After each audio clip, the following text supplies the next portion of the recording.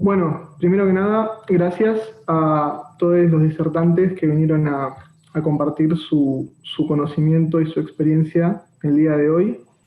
El tema que nos convoca son los espacios verdes del conurbano, ¿sí? Aquellos que están en conflicto principalmente. Cuando hablamos de espacios verdes, no solo hablamos de flora y fauna, plantas, animales, sino que estamos hablando siempre de muchos procesos ecológicos, procesos sociales que son fundamentales para la vida humana y son fundamentales especialmente para la vida urbana, ¿sí? Porque cada vez hay menos espacios verdes en las zonas más habitadas, ¿no? Es donde más conflictos tienen. Entonces, hay gente que lleva muchos años reclamando por espacios verdes, que lleva muchos años al frente de, la, de los reclamos por estos conflictos de los que hablamos, y está buenísimo que sean ellos y ellas los que hablen, ¿sí? Muchas veces no llega a toda la población ese reclamo, entonces la idea de esto es que se escuchen sus voces, ¿sí? Para agregar algo más, simplemente, uno de los ecosistemas que más se encuentra en conflicto el día de hoy son los humedales. Todos escuchamos las noticias de los incendios en humedales últimamente. No solamente los incendios amenazan los humedales, sí, hace mucho tiempo que vienen habiendo cada vez más amenazas hacia todos los espacios verdes, pero cada vez más rápidamente hacia estas tierras que antes eran tal vez más difícil darle un uso distinto. Entonces las urbanizaciones, los incendios, ahora las actividades productivas, empiezan a avanzar sobre tierras que antes no se avanzaba tanto. Por eso remarcamos la importancia de una ley de humedales el día de hoy. Y bueno, vamos a escuchar la experiencia de vecinos y de gente que está al frente de estas luchas y de especialistas, sí, que tienen mucho conocimiento en estas temáticas. Así que los dejo con Pedro y después con ellos. Hola, ¿qué tal? Bueno, en un marco donde estas conversaciones se tienen que dar constantemente y todo el tiempo, traemos a un montón de expertos y gente y profesionales que viven el día a día de estos espacios que hay que conocer y hay que estar ahí adentro para realmente tener las pequeñeces que importan, decir y conversar y así, a su vez, ir generando más conocimiento de los lugares que tenemos cerca y que hay tan necesariamente que proteger. Eh, por eso, como dijo Dante al principio, le damos la palabra a las personas que importan, a las personas que importa escuchar. Primero con una leve presentación, después van a hacer cada una exposición más prolongada. Pero bueno, si querés presentarte, primero Juan Pedro. Hola, ¿cómo va? Bueno, hola, gracias primero por la invitación. Muy brevemente, yo soy Juan Pedro Fler, soy estudiante de Historia en la Universidad de Buenos Aires y bueno, y participo de la agrupación intervecinal del Puerto de Olivos, que es una agrupación vecinal de Vicente López justamente, que, bueno, que se ocupa de todos estos problemas ambientales que nos aquejan en nuestro municipio. Simplemente eso como presentación. Es buenísimo. Lo amamos a Juan Pedro en Jóvenes por el Clima. Así que nada, buenísimo que estés acá, gracias por venir. Pablo Pereira, si te querés presentar. Bueno, gracias. Hola a todas y a todos. Bueno, principalmente a ustedes, porque también son a ustedes quienes hay que escuchar y cuando estamos compartiendo siempre experiencias y saberes. Mi nombre es Pablo Pereira, soy sociólogo de la UBA y bueno, me he dedicado a estudiar estas experiencias de conservación en ámbitos metropolitanos, de reservas naturales urbanas, a través de diferentes estudios en el marco del Grupo de Estudios Ambientales del Instituto de Investigación de Gino Germani. Y también, bueno, soy parte también de un colectivo de comunicación que se llama Florestanía. Y milito, pero no en el conurbano, sí en Parque Sarmiento del barrio Saavedra, donde también estamos llevando a cabo diferentes luchas por el espacio público verde de la ciudad. Así que bueno, están también las luchas conectadas, así que después quizás comente un poquitito de eso, pero bueno, dejo pasar al siguiente. Gracias. Dale, buenísimo, Pablo. Eh, Genial tener un sociólogo, me parece una conversación importante que se tiene que dar. Y bueno, no sé si Paula, ¿te querés presentar ahora? Sí, hola a todos. Yo soy Paula Schneider, estudiante de Ciencias Políticas. Formo parte de la Asamblea Todes por el Irigoyen. Estoy representando a la Asamblea, que concretamente protegemos y trabajamos en el área natural Irigoyen, que está en la Municipalidad de Vicente López.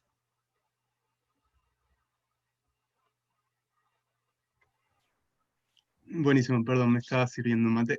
Sí, conozcan el Irigoyen porque es un lugar increíble y la verdad que el cuidado que le hacen es muy apreciable. Muchísimas gracias, en serio. De la cabeza y del cuerpo, es genial lo que hacen. Alejandro, si querés hablar. Bueno, gracias Pedro, Dante, Martu por la invitación. Hola a todos, todas y todos. Soy Ale Cordido, abogado, ambientalista y de causas de derechos humanos. Soy parte del Centro de Estudios para el Desarrollo de América Latina, que tiene sede central en San Luis y trabaja también en una zona de la provincia de Santa Fe. Y bueno, hoy me han convocado los compañeros para tratar de aportar una mirada legal sobre la cuestión, en particular destacando en esta presentación que el Centro de Estudios tiene como uno de sus principales proyectos la subjetivación de la naturaleza, para lo cual entendemos que es necesaria la reforma constitucional, tanto a nivel nacional como estados subnacionales. Bueno, desde ese lugar hoy también es mi participación. Crucial esa parte de la conversación, más que nada ahora en el marco de la conversación que se está dando tan fuertemente de la ley de humedales. Y nada, buenísimo tenerte. Adriana, también, si querés presentarte. ¿Qué tal? Buenas tardes a todos y a todas. La verdad que es un gusto estar en este espacio con jóvenes, para los que hace mucho tiempo que estamos en esta lucha.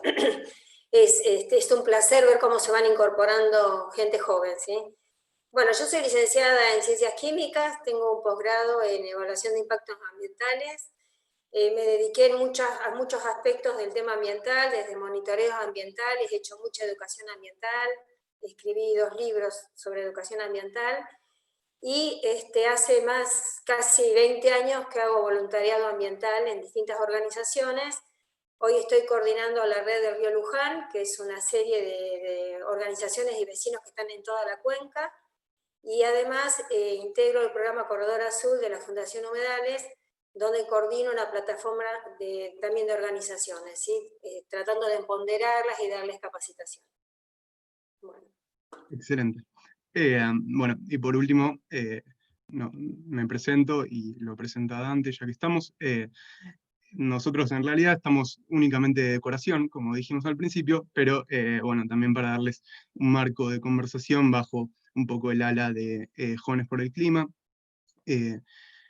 Ayer tuvimos una marcha importante y estas conversaciones tienen mucha fuerza para nosotros, en donde podemos conversar de espacios todavía más específicos y hablar de, en este caso, Zona Norte, que es donde yo vivo y calculo que muchos acá serán vecines. Y nada, me parece crucial llevar a cabo estas conversaciones y lo hacemos desde Jóvenes por el Clima, pero cada una de estas agrupaciones tiene sus propios medios de comunicación que constantemente están haciendo movimientos y cosas copadas, como por ejemplo Todes por el Irigoyen, el último domingo hizo una visualización en donde salieron a bicicletear por el río. Todas esas acciones están buenísimas y más allá de Jóvenes por el Clima, creo que está buenísimo si se copan y deciden seguirlos y entran a sus redes, likes, comentarios, compartir, todo eso realmente ayuda un montón. Mismo esta misma transmisión, a cuanta más gente podamos llegar, a más oídos nos podrán escuchar, y eso es realmente lo que importa. Bueno, pasado la diplomacia, podemos realmente empezar a tener la conversación al respecto. Y vamos a empezar con Juan Pedro, si querés, la exposición más detallada. Dale, gracias. Bueno, simplemente esto, contar un poco de algunas de las perspectivas de lo que pasa en Vicente López y los distintos conflictos que ha habido o que todavía hay en temática ambiental. También aclarar, bueno, que incluso en este conflicto, en esta lucha, buscamos generar siempre un diálogo y siempre conscientes de que es necesario empezar a generar procesos para revertir los daños ambientales.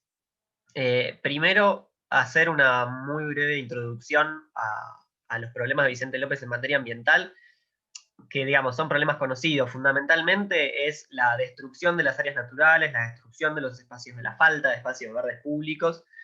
Un dato numérico que siempre son bien ilustrativos: Vicente López tiene 0,8 metros cuadrados por habitante de espacio verde público, y la Organización Mundial de la Salud recomienda entre 10 y 15 metros cuadrados. Vicente López es uno de los municipios del conurbano que peor está en este índice.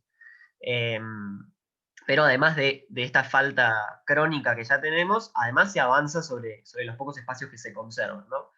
Y bueno, la causa fundamental detrás de este problema es, como en muchos otros puntos del conurbano, creo que no voy a estar hablando de nada desconocido para nadie, es el extractivismo urbano y la especulación inmobiliaria.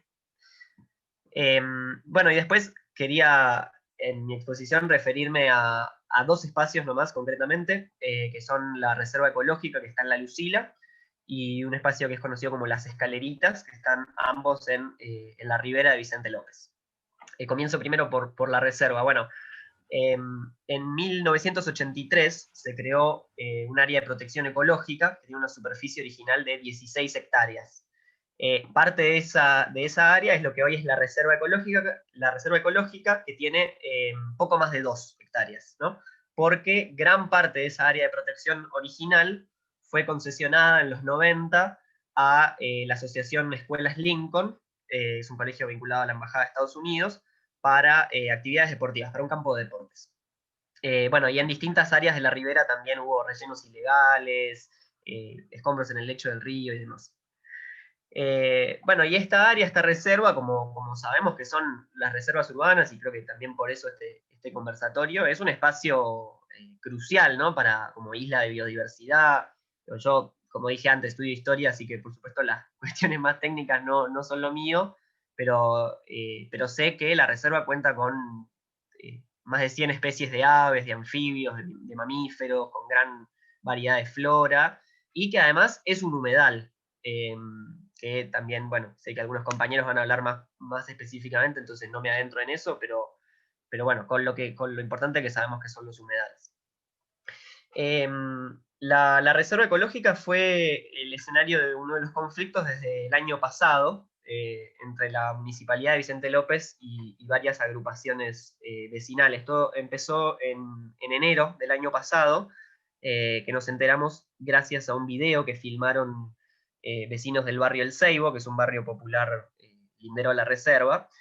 Nos enteramos que se estaba volcando Tosca sobre el área de los Juncales, que está frente al barrio, y que estos juncales son casi los últimos, te diría, que quedan en la costa de Vicente López, ¿no? Y después además se plantó vetiver en esa zona, que es una especie exótica y muy invasiva. Pero después lo más importante es que al poco tiempo nos enteramos de que se quería construir un camino, un sendero, en el borde sur de la reserva, y que ese camino iba a arrasar con una parte del pastizal pampeano, que forma parte de la reserva.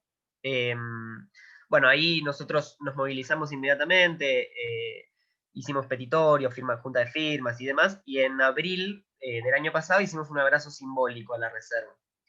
Ahí, el día del abrazo, se acercó a nosotros el director de ambiente de la municipalidad, y bueno, finalmente nuestras acciones y demás forzaron a la municipalidad a aceptar algo que nosotros veníamos pidiendo, que era una reunión de diálogo y de trabajo, la mesa ambiental de trabajo que hoy está constituida.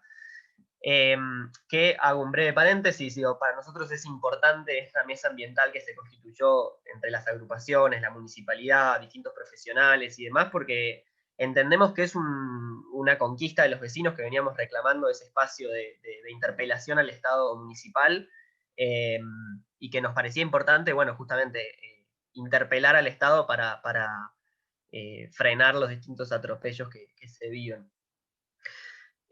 Bueno, como decía eso, en la mesa participamos varias agrupaciones que exigimos que no se tocara ni un metro de la reserva, y entonces los funcionarios intentaron negociar y ofrecieron una compensación al daño que se hacía a la reserva, que iba a consistir en incorporar 1.400 metros cuadrados a la reserva. Y esto, dicho así, parece que salimos ganando, pero en realidad hay dos problemas frente a la compensación. Primero, que esos 1.400 metros hoy forman parte de un parque público que está en la costa, que es muy utilizado, y que, digo, si ya decíamos antes que tenemos una falta importante de espacios verdes públicos, recreativos y demás, avanzar sobre uno que ya está nos parece un problema. Y el segundo, que es que para que esa área tome el valor de conservación propio de una reserva, tendría que hacerse un trabajo sobre ese terreno que podría llegar a tomar hasta 20 años. En cambio, no se pensó desde la municipalidad en ir trabajando para recuperar las tierras originarias de la reserva, como las que mencionaba antes, que son las que hoy usufructúa el Colegio Lincoln. Entonces, bueno, nos parecía que no era tal la compensación. Y en este punto, una cosa que sí tendría que aclarar es que nosotros en realidad no es que nos oponemos a hacer un sendero peatonal, porque de hecho sería la materialización de un reclamo histórico de los vecinos, de volver a conectar la ribera, de que se vuelva a poder disfrutar plenamente la ribera, pero lo que decimos es que ese camino no podía pasar por adentro de un área natural protegida, ¿no? Y de hecho hicimos un proyecto alternativo que consistía en una pasarela de madera que pasaría por afuera de la reserva, pero bueno, la municipalidad ni siquiera tomó en consideración el proyecto. Después nosotros lo que hicimos frente a lo que parecía una decisión tomada en la municipalidad fue exigir un estudio de impacto ambiental, que ya desde el principio estuvo bastante viciado, porque bueno, lo llevó a cabo la empresa IATASA, que tiene denuncias judiciales justamente por la elaboración de estudios de impacto ambiental, digamos, de transparencia dudosa. Después encima nosotros lo recibimos muy tarde, el estudio lo recibimos recién en febrero de este año, o sea, imagínense todo el tiempo que pasó, y cuando lo leímos nos encontramos con un montón de errores, digamos, de pasajes que no tenían ningún contenido relevante para la obra, con información insuficiente en ciertas cuestiones básicas, con falsedades científicas. Por ejemplo, cuando hablaba de la obra del sendero, ni siquiera señalaba que iba a pasar por adentro de la reserva. Y cuando hablaba de las obras sobre el pastizal pampeano, hablaba de limpieza y desmalezado, ¿no? Como descalificando totalmente un hábitat que es representativo de esta ecorregión. Entonces, bueno, nada, completamente viciado, y de hecho nosotros presentamos un montón de observaciones a la municipalidad a este estudio de impacto ambiental, ¿no? Y después, en una de las reuniones de la mesa en abril de este año, algunos funcionarios incluso admitieron las falencias del estudio, pero diciendo, bueno, ya está, ya no se puede volver atrás, ya se hizo. Y para nosotros esto fue digamos, la demostración de que la obra sobre la reserva se había decidido de antes y de que no había una voluntad verdadera de discutir con los vecinos y las vecinas la situación, de encontrar una alternativa ni nada por el estilo, ¿no? Bueno, y de hecho, el 29 de abril, en el medio de la cuarentena, en secreto y demás, nos enteramos de que empezaron las obras sobre la reserva. Además, bueno, nosotros salimos, por supuesto, a difundir, qué sé yo, que pocos días antes el intendente Macri había anunciado que, bueno, por la pandemia se iban a postergar las obras en la costa, bueno, distintas obras y demás, y bueno, el 29 de abril estaban empezando estas obras, ¿no? Y además se hizo sin presentar la declaración de impacto ambiental, que es necesaria antes de, que tendría que haberse presentado anteriormente, al inicio de la obra, y esto lo hicieron recién el 5 de mayo. Es decir, una serie de, digamos, de insuficiencia frente a lo que debería haber sido el proceso correcto.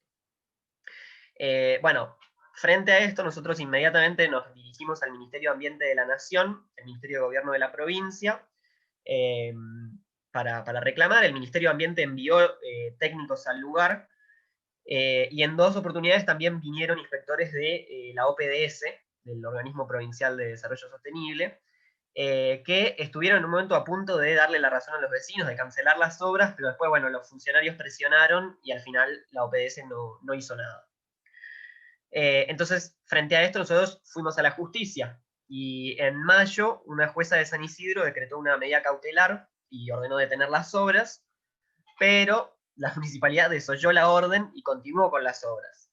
De hecho, al día siguiente de la cautelar, entraron incluso con máquinas excavadoras, que la municipalidad había prometido hacer solo trabajo manual para no afectar al resto de la reserva. Pero bueno, entraron con las máquinas para poder acelerar el trabajo y demás, que fue, por supuesto, muy destructivo sobre el suelo y demás. Y bueno, recién al día siguiente se vieron obligados a acatar la orden judicial, ¿no? Al día siguiente de esto, un grupo de personas atacaron violentamente a 2 vecinos del barrio El Seibo, que habían sido quienes nos habían advertido a las agrupaciones de que las obras habían empezado, ¿no? Y bueno, les produjeron lesiones físicas, les dañaron la propiedad, les gritaban amenazas vinculadas también justamente a su participación en este conflicto. Nosotros salimos a repudiar públicamente, obviamente, todo esto. La municipalidad ni siquiera se hizo cargo de proteger a los atacados, pero bueno, fue también una muestra más de lo grave de toda la situación. Y después, en el plano judicial, la cautelar la trasladaron a la Cámara de Apelaciones de San Martín. Yo, digamos, no los quiero en realidad aburrir con detalles judiciales, con las idas y venidas de esos días, que además fueron muchas, fueron días muy intensos, pero simplemente decir, digamos, que la municipalidad reclamó que se levantara la cautelar, y finalmente la cautelar se levantó, nosotros apelamos, y el proceso llegó hasta la Corte Suprema de la provincia, con suspensión de obras. O sea, las obras tenían que quedar suspendidas hasta que la Corte decidiera. Pero a pesar de esto, la municipalidad, en desobediencia absoluta a la justicia, continuó con las obras. Bueno, y actualmente las obras en la reserva ya terminaron, ya se llevó adelante la destrucción del pastizal. Pero a pesar de esto, las reuniones de la mesa ambiental continúan. Bueno, un poco por lo que decía antes, ¿no? Porque entendemos que es un espacio que conquistamos los vecinos, y que a pesar de que muchas veces, digamos, tenemos la sensación de que es más una pantalla de participación ciudadana que otra cosa, entendemos que es nuestro recurso fundamental para poder confrontar con los proyectos destructivos que están pasando en nuestro municipio, ¿no?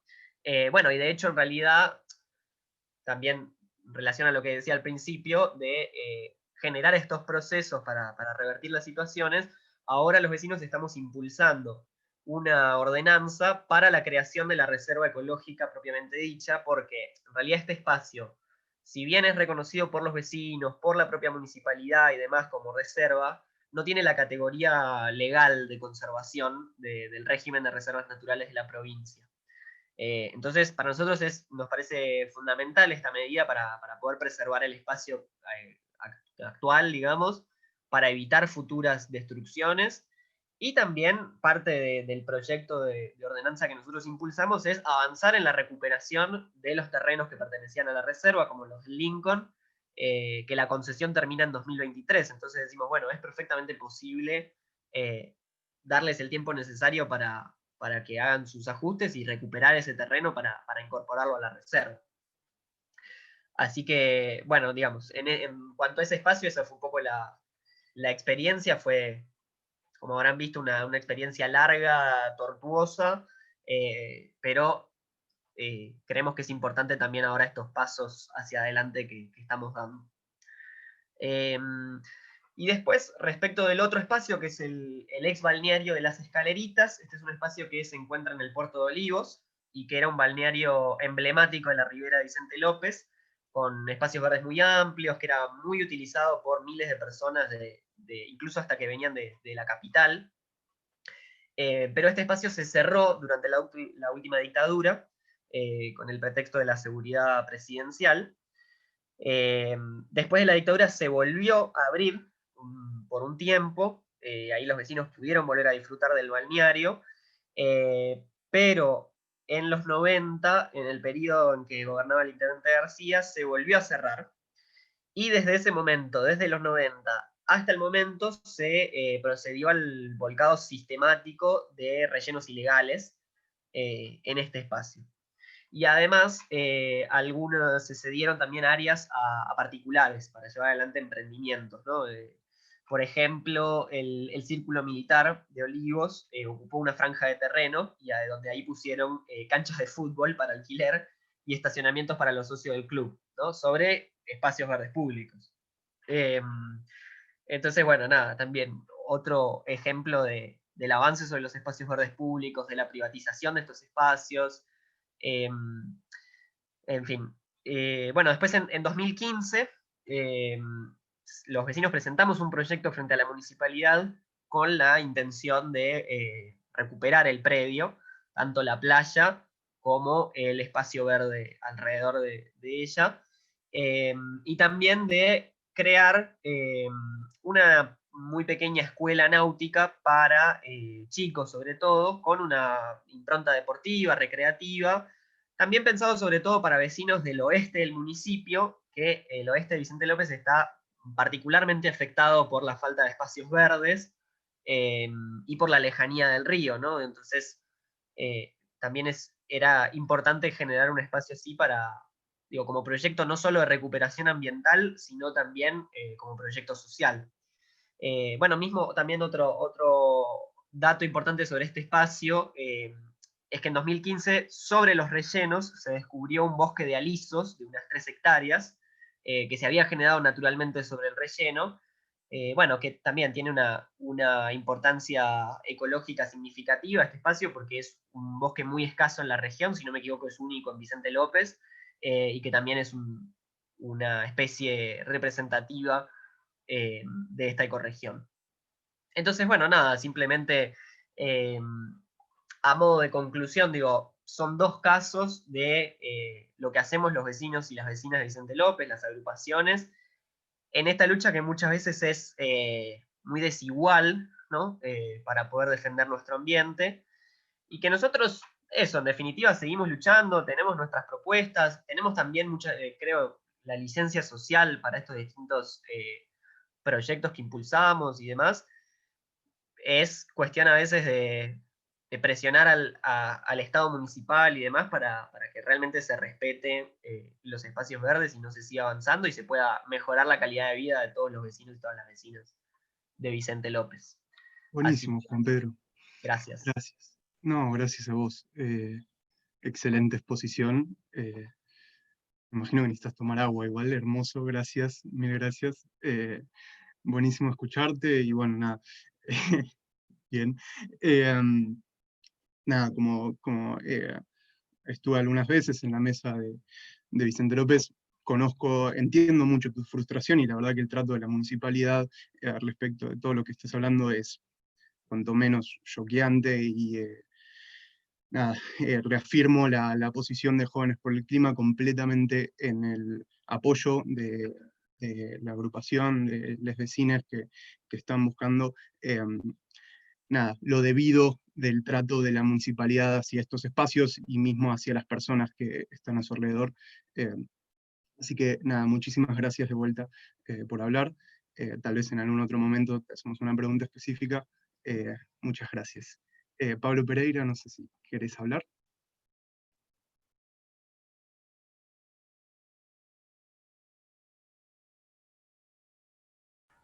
Ahí va, ¿se me escucha? Ok, Sí, bueno, sí, sí. Gracias. Bueno, hola a todas y a todos de vuelta. Bueno, yo agradezco de vuelta la participación, la posibilidad de participar y de compartir así, con experiencias con los compas. Yo lo que traigo un poco es no solamente la experiencia, bueno, quizás de militancia también con respecto a la protección del espacio público verde, que bueno, en mi caso transcurre en Capital Federal, en el barrio Saavedra. No voy a hablar de eso porque es otra situación y otra gran historia, quizás como la contó recién Juan Pedro. Entonces, no va por ahí, pero sí mencionar que son situaciones que de alguna manera se conectan. Y aquí quiero traer quizás la cuestión de que con respecto a los humedales y con respecto a lo que es áreas protegidas o reservas naturales, la condición de urbanidad o la condición de lo urbano, me parece que pensarlo desde ese lugar aporta elementos que hay que tener muy en cuenta. Porque en definitiva, si bien todos los procesos de estas reservas intentan proteger remanentes naturales o ecosistemas valiosos, pastizales de la región, pampeana o humedales, es cierto también que las modalidades de protección o las formas que se pueden protegerlos o que se puede establecer de alguna manera regulaciones sobre esos espacios difiere mucho de la protección típica, ¿sí? de espacios naturales como se la ha concebido históricamente o tradicionalmente, o en espacios rurales o muy alejados, ¿sí? de las grandes urbes. Y en el caso del área metropolitana de Buenos Aires, en definitiva es un proceso de urbanización realmente muy conflictivo, y estos remanentes, estos espacios que muchos intentamos cuidar, proteger, de alguna manera se insertan en esta disputa urbana. Entonces no podemos dejar de pensar a la naturaleza en lo urbano como un eje más donde también se da la disputa por el acceso al suelo urbano, ¿sí? Es un poco, en mi experiencia personal tanto de militancia como de investigación, me tocó verlo cuando yo hacía trabajo de campo en Lomas de Zamora. Imagino que creo que los chicos de Santa Catalina estuvieron en experiencias previas, o quizás corríjanme, pero bueno, en Santa Catalina, en Lomas, a mí me pasó que yo trabajaba sobre una situación en algunos barrios de la parte más baja de Lomas de Zamora, del Cuartel Noveno. Y bueno, desde ahí me enteré que estaba Santa Catalina, que estaba el humedal de Santa Catalina, que era un elemento más que a ellos también les permitía, o que también reclamaban para resolver otras cuestiones que quizás no tenían que ver específicamente con la protección del espacio natural, pero que sí tenían que ver con el saneamiento, el acceso al agua potable en la localidad, las inundaciones, que eran muy recurrentes, que siguen siendo muy recurrentes en todo el barrio. Y ahí la cuestión del humedal, no solamente estaba este interés de protegerlo por sus valores naturales, por la biodiversidad que existe ahí, etcétera, sino también justamente por los aportes que hace, ¿sí? a la calidad de vida de toda la población. Y también, sobre todo, la importancia que tiene para mitigar las inundaciones que siempre afectan a los sectores más vulnerables, los sectores populares que están en las zonas más bajas. Entonces ahí empecé también a ver qué importancia tiene la conexión entre el cuidado de estos espacios con las problemáticas ambientales urbanas tan típicas del área metropolitana, que tiene que ver con la recolección de residuos, el cuidado de los arroyos urbanos, la provisión de agua potable, de saneamiento, de cloacas. Está todo conectado. Entonces me parece que pensar, sean los humedales urbanos o sean cualquier tipo de espacio verde público, tiene que ingresar también en el debate de lo que significa planificar y gestionar la ciudad, ¿sí? Eso por un lado me parece que es algo como para tener en cuenta. Después algo que comentaba Pedro también con respecto a la interdisciplina, digo, habilitar también a que lo ambiental sea un núcleo de diferentes perspectivas, no solamente de las ciencias naturales o de la ingeniería, en lo que tiene que ver quizás con las obras, etcétera, sino también de pensar cómo están habitados los espacios que protegemos, cuáles son las historias que están detrás, cómo se ha poblado el territorio. Y haciendo esta reconstrucción nosotros podemos darnos cuenta justamente de esta característica que tienen los humedales, que son fundamentalmente, hoy en día está en debate, ¿no? la cuestión de la ley de humedales, la definición de los humedales, etcétera, pero se definen mucho más por su funcionalidad, ¿sí? que por su estructura. Pueden ser ecosistemas tan característicos que varían en cuanto a el espacio físico que disponen, o si están en épocas de secas, o están tan cargados de agua. Digo, son ecosistemas difíciles de gestionar, como se gestiona quizás un espacio de un bosque u otro ecosistema, ¿sí? Entonces, u otros bienes comunes. Entonces me parece que hay un doble desafío, un desafío de, si lo pensamos en términos de los humedales urbanos que están en las áreas más pobladas, o en las zonas también del delta, digamos, que hay diferentes lógicas de avance de lo urbano sobre lo natural, ¿sí? Sobre los ecosistemas naturales, y al mismo tiempo pensar cuáles son los formatos más adecuados para proteger estos espacios. No es lo mismo proteger quizás un parque público que una reserva natural más pequeña que un humedal de las características quizás de, no sé, justamente, o de Laguna de Rocha en Esteban Echeverría, o mismo el de Santa Catalina. Cada uno tiene sus características diferentes y me parece muy importante que las experiencias de vecinos y vecinas, las organizaciones vecinales y las asambleas, los colectivos ambientalistas que cuidan estos lugares, que intentan protegerlos, bueno, ya han desarrollado muchísima información, muchísima experiencia, muchísimo conocimiento sobre los humedales, sobre los pastizales, sobre los ambientes que quieren proteger, y una futura, digamos, política o futura ley o futura normativa que empiece a contemplar estos espacios, ya tiene mucho de qué agarrarse. Entonces, siempre hay que, con esto a veces tenemos las charlas con diferentes compañeros, diferentes asambleas, de tener siempre la posibilidad de incidir, ¿no? Y de decir realmente cómo protegemos estos territorios y al mismo tiempo de cómo queremos habitar la ciudad. ¿Sí? Me parece que proteger una reserva o el espacio público también es disputar la ciudad, es producirla, es entrar en el debate de cómo se organiza la ciudad, de qué cosas se pueden preservar, qué cosas se pueden de alguna manera intervenir o planificar, o de qué manera hacerlo. Y como para ir redondeando, me parece que hay que pensar la crisis climática en el contexto de lo urbano como un lugar, de alguna forma, con cierto potencial, ¿sí? Porque es verdad que todavía que las ciudades son los lugares donde a partir de los cuales se demanda mayor cantidad de recursos y cada vez más, pero al mismo tiempo estas reservas naturales urbanas, tanto las del norte, las del sur o las del oeste, como las que están dentro quizás de las partes más densamente pobladas, que quizás ahí se necesitan otros enfoques u otras perspectivas, siempre implica reconectar, me parece, las agendas. Lo que implica la agenda verde de la agenda marrón llamada, ¿sí? La agenda verde de la protección de la biodiversidad, de las discusiones globales sobre el cambio climático, la crisis climática, con las agendas quizás más locales que tienen que ver con, bueno, cómo un municipio zonifica su territorio, cómo lo organiza, cómo se provee de agua potable y saneamiento a la población local. Digamos, hay que reconectar las agendas, y me parece que las luchas ambientales tienen que ser también al mismo tiempo luchas por un derecho a la ciudad, ¿sí?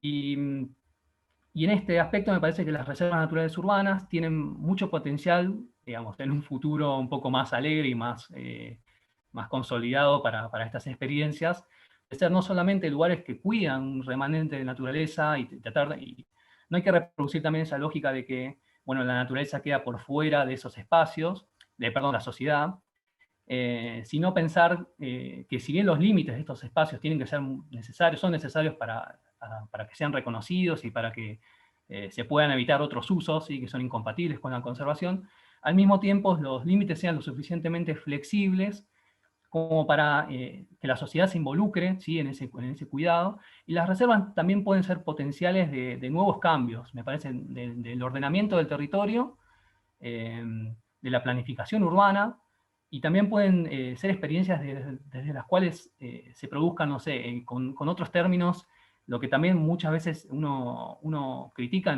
cuando pretende hacer un cambio de paradigma, ¿no? Digo, pueden ser nodos de agroecología, pueden ser nodos, lugares donde huertas, lugares donde se produzca arbolado urbano nativo para proveer a la localidad en la que se inserta. Digo, hay muchas ideas que pueden generarse a partir de la experiencia. Ya muchas experiencias lo hacen, nada más que no tienen reconocimiento formal, pero digamos, está todo el potencial para hacerlo, y me parece que conectar las experiencias entre sí, dar la lucha y compartir y al mismo tiempo generar nuevas propuestas, es una de las salidas, y creo que eso es también lo que diferentes reservas, tanto las de Irigoyen como otras, hemos estado haciendo en la red de áreas protegidas urbanas, la RAPU, que se consolidó desde el 2018. Así que bueno, ahí estamos dando todos esos debates, que no son fáciles, porque son diferentes orgas y colectivos, pero tenemos bien la idea de que la naturaleza se protege y el territorio se protege siempre con la gente adentro, y al mismo tiempo pensando en alternativas superadoras a lo que nos ha llevado, ¿sí?, a esta situación de que estos espacios queden relegados y como remanentes o marginales en ese avance del mercado sobre el urbano, que también relega a población más vulnerable, que después da lugar a procesos complejos, ¿sí?, como las recientes tomas u ocupaciones o recuperaciones de tierras también dan cuenta, ¿no?, de esta disputa. Creo que las reservas naturales urbanas se insertan en esa disputa y no hay que ser ajenos a estos debates. Bueno, eso nomás. Perdón si fui muy rápido. La idea era compartir muchas ideas que se me fueron viniendo y No. Perfecto, perfecto. Mil gracias, en serio.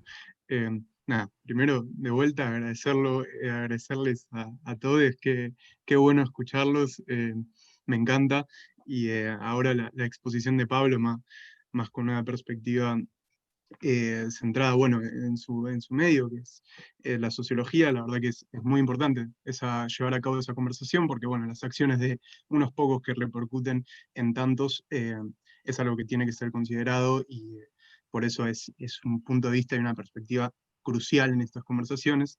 Voy a leer una pregunta que hizo Alexis en el vivo de YouTube, que me parece muy interesante, que dice: todos sospechamos pero no tenemos las pruebas, están aprovechando el vacío legal y la ausencia de la ciudadanía en las calles para avanzar. ¿Podemos afirmar desde los hechos que es así?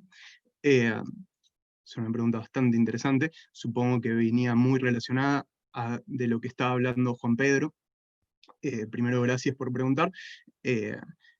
Nada, pueden tenerla en cuenta mientras van contestando. Yo creo que lo que vimos que sucedió en Brasil, más allá que por ahí no está tan relacionado con la pandemia, de los incendios y lo que está sucediendo mismo acá en Argentina, habla de cómo sistémicamente avanzan sobre nuestros cuerpos, y la pandemia es una forma más donde lo logran, como nos contaba Juan Pedro. Bueno, eso me pareció aclarar. Si a alguno le parece contestarlo aún más en profundidad, estoy seguro que pueden hacerlo mejor que yo. Así que, bueno, nada, eso. Si querés contar, Paula, un poquito, encantado de escucharte. Bueno, sí. Hola a todos. Como mencioné antes, yo formo parte de la Asamblea Todes por el Irigoyen, con quienes defendemos y protegemos el área natural Irigoyen. Es un área de 9 hectáreas en la costa de Vicente López, así que compartimos varias problemáticas con Juan Pedro y lo que él estaba hablando. El área es una costa, la costa es un área de conflicto desde hace décadas. Juan Pedro ya mencionó lo que sucedió en la década del 70, así como mencionó de las escaleritas. Me parecía interesante mencionar brevemente que se cerraron todos los balnearios públicos populares, que algunos databan desde 1920, o sea, eran un factor muy importante en la zona de identidad local, que la identidad también es un derecho, un factor de cohesión social. Las clases populares, en realidad todos los vecinos iban ahí, pero era muy importante para clases populares que de pronto no podrían irse a vacacionar a Mar del Plata, y todas las familias disfrutaban y conectaban con la naturaleza en estos lugares. Así que es algo que nos arrebataron. Yo personalmente no sabía que eso había existido, me entré en shock cuando vi cómo eran esas costas antes. Bueno, también Juan Pedro mencionó años 80, lo que pasó, la gran segunda ola de depredación, caracterizada sobre todo por los rellenos que hizo el intendente García a partir del año 87 y durante 20 años que fue intendente. Así que, como ya lo mencionó un poco él, los negociados que hubo, coimas mediante, corrupción, quisiera pasar al siguiente gran hito, bastante conocido en la zona, que fue la infame sesión del Consejo Deliberante de la madrugada del 24 de diciembre de 2004. Lo menciono porque ahí se votaron 6 mega excepciones al Código de Ordenamiento Urbano, y esto fue abrir la puerta a todos los negociados posteriores y todos los conflictos con los cuales hoy en día seguimos.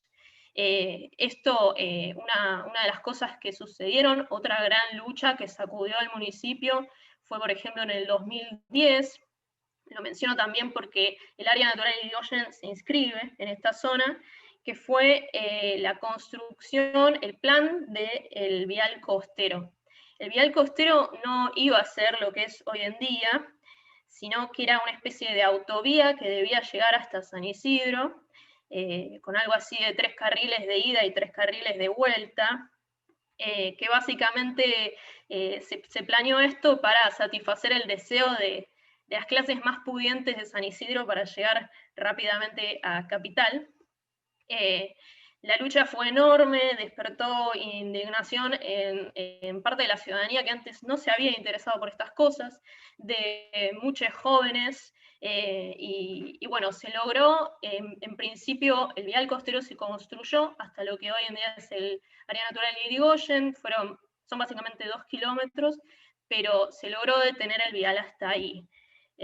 Para hablar un poco, para mencionar una de las cosas terribles que iban a suceder, inclusive el vial costero iba a pasar por el barrio El Ceibo, que mencionó Juan Pedro, que está junto a la reserva, y eso significa que se iban a volar hogares, básicamente. Así que ese es el nivel de gravedad. Dentro de esta lucha, en el Irigoyen, desde hace ya varios años que se hacían rellenos en esa zona. Digamos, el Irigoyen son tierras ganadas al río, y que en cierto momento la naturaleza empezó a emerger por sí misma. En el 2008, gracias a organizaciones de vecinos, se presentó un amparo por el cual se logró que la municipalidad deje de tirar rellenos, y gracias a eso hoy la asamblea y otros vecinos que se acercan podemos trabajar y disfrutar y defender el IRI. En relación más a lo que tiene que ver con la asamblea, empezó todo esto un poco en el 2015, que un puñado de jóvenes, que un par hoy en día siguen formando parte de la asamblea, empezaron a armar senderos, a hacer limpiezas, entre otras tareas. Y finalmente, alrededor del 2016, la asamblea comienza a funcionar como tal. Una de las cosas que también sucedió, si mal no recuerdan mis compañeros, porque yo soy como de la última camada de la asamblea, hace un poco más de 1 año y medio que formo parte, es que aún en el 2016 el municipio quería seguir rellenando, el avance en la costa nunca terminó hasta ahora, se sigue intentando avanzar, y básicamente pusieron el cuerpo, es un ejemplo de acción directa, donde se pusieron enfrente de las máquinas y lo evitaron. Luego en el 2017, ahí ya la asamblea hacía varias de las tareas que luego les quiero comentar, por lo menos algunas. En el 2017, cuando se iba a hacer un festival, algo así creemos que fue la noche anterior, el municipio ya de Jorge Macri decidió alambrar el área natural Irigoyen, o sea, cerrar al público el acceso. Hoy en día ese es uno de nuestros mayores problemas en el IRI, esto con la obvia intención de que la gente desconozca el lugar, de que se genere un abandono, y en cierto momento, cuando sea olvidado, bueno, avanzar sobre estas tierras también. Como dije, hoy en día es una de las mayores problemáticas. Con la asamblea abrimos el alambrado una y otra vez, lo vamos a seguir haciendo, vamos a seguir entrando, vamos a seguir trabajando. La policía nos saca una y otra vez, dependiendo del humor de la policía, a veces nos dejan trabajar, otras no, pero es algo que exigimos en la mesa ambiental, en parte, que también participamos ahí, donde participa el director de ambiente, por ejemplo, y hacen oídos sordos. Esto sigue sucediendo, pero no nos va a amedrentar. Yendo a las tareas que hacemos en el Irigoyen, algunas de ellas son mantenimiento, limpiezas, plantadas que hacemos nosotros y a veces podemos organizar con quienes quieran venir, plantadas de herbáceas, enredaderas, arbustos, árboles, que se hacen específicamente en 3 zonas delimitadas por la Asamblea, que esto es algo muy interesante y muy valioso del IRI, que en tan solo las 9 hectáreas, que no son mucho, que hay en el Irigoyen, hay una zona delimitada de pastizal, una zona delimitada de talar y una zona delimitada de lo que sería humedal. La importancia de esto es enorme. El pastizal pampeano, por lo que me enseñaron mis compañeros, está protegido oficialmente en tan solo un 1% aproximadamente. Hoy en día, con el avance continuo de la sojización y las quemas que estuvimos presenciando, no me quiero imaginar cuánto de eso está protegido y sigue en pie. El talar es un ecosistema que debería estar en lo que son las barrancas, que están antes del río. Hoy en día esas barrancas están completamente edificadas y cementadas. Ese ecosistema desapareció, así que tratamos de recomponerlo en un pedacito en el Irigoyen. Y por último, bueno, la zona de humedal. Como mencionó Juan Pedro, hay una cantidad enorme de biodiversidad. La Asamblea se tomó el trabajo de censar más de 190 especies de aves que están en el área. Hay variedad de anfibios, hay variedad de reptiles, como el lagarto overo, que bueno, lamentablemente lo dejamos de ver últimamente, y diferentes tipos de serpientes, mamíferos, cuises, coipos. Está la leyenda de haber visto un carpincho, y variedades de insectos. Yo por primera vez algo hermoso que me sucedió en el Irigoyen es que vi una luciérnaga después de años de no ver luciérnagas, y variedades de peces que por obvias razones no podemos censar porque nos excede. Eso en relación a bueno, las plantadas y delimitación de áreas que hacemos. También una de las principales tareas de la Asamblea fue presentar en el 2016 un proyecto para que el Irigoyen sea nombrado un área natural protegida.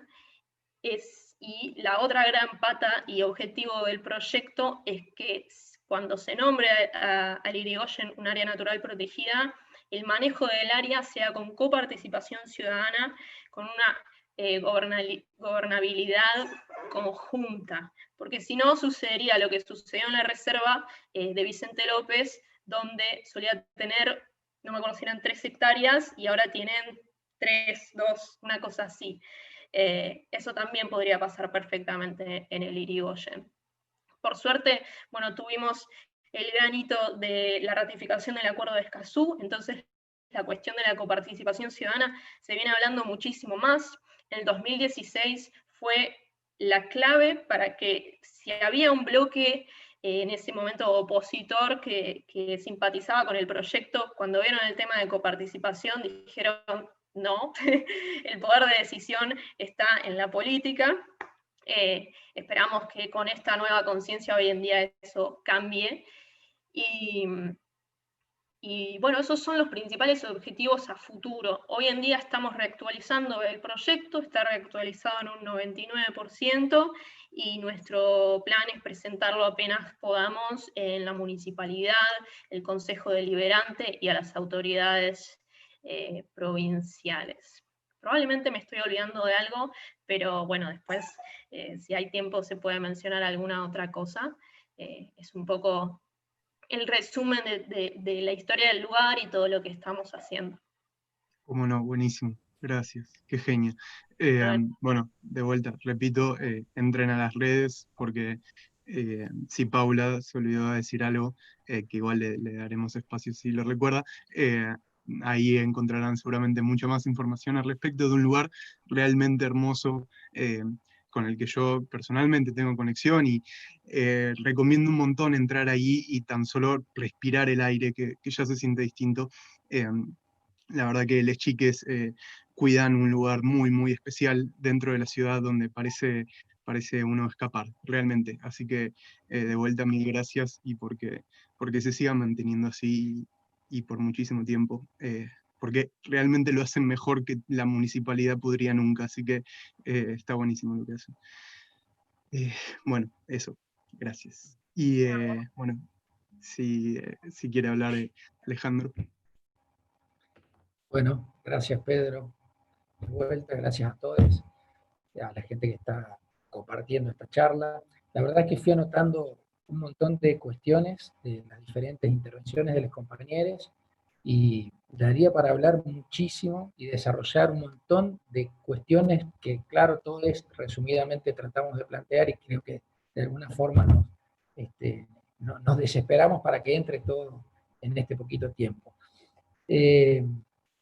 Mucho. Y arranco de atrás para adelante. Sobre lo que decía Paula recién, sobre la cuestión de las decisiones en los ámbitos políticos. Nosotros entendemos que la cuestión ambiental es fundamentalmente política, tiene que ver directamente con la redistribución de la riqueza y por lo tanto, además, es esencialmente ideológica. Y debe transformarse en una necesidad para los partidos políticos, para las agrupaciones que aspiran a conducir los destinos de los diferentes estados, nacional, subnacional, municipal, debe ser una necesidad responder a la sociedad en las cuestiones ambientales y ecológicas, y no la podemos dejar pasar. Digo, desde las organizaciones intermedias, desde los activismos, desde las diferentes disciplinas, tenemos que llevar al primer plano político la cuestión ambiental, lo que decían los compañeros también en relación al debate sobre los humedales, los diferentes proyectos que en este momento se están tratando, refleja eso.